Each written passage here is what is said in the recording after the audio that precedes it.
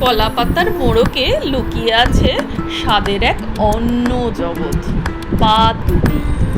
ভাতের সাথে পাতুরি, মনটা হয়ে যায় পুরো খুশিতে একদম ভরপুর।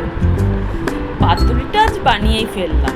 প্রথমে কলা গাছ থেকে কলা পাতা নিয়ে এসে মাছগুলোকে প্রথমে কেটে নিলাম। কেটে ধুয়ে ভালো করে ম্যারিনেট করছি।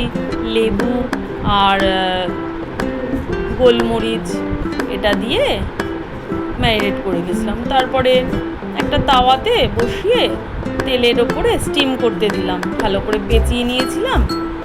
তো তার মধ্যে আমি ম্যারিনেট করার পরে অবশ্য কলা পাতার মোড়কে একটু তেল দিয়ে ভালো করে লেপে নিয়েছিলাম। তারপরে আমি সর্ষে, পোস্ত, কাজু, লঙ্কা, আদা বাটা এসব ভালো করে পেস্ট করে নিলাম।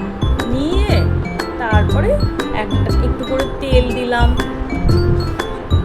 মাছটার ওপরে, আর একটা করে কাঁচা লঙ্কা দিলাম। দিয়ে ভালো করে একটা সুতো দিয়ে পেঁচিয়ে এইভাবে দেখুন একটা ভালো করে মোড়ক দিলাম। দিয়ে আমি একটা তাওয়ার উপরে তেল দিলাম অল্প, তেল দিয়ে তার উপরে আমি আস্তে আস্তে সবগুলো বসিয়ে দিলাম, ঢাকা দিয়ে দিলাম। দিয়ে আমি 20 মিনিট মতন রেখেছিলাম। দেখুন ফুলে কত সুন্দর হয়ে গেল। নামিয়ে দেখলাম অপূর্ব লাগলো খেতে,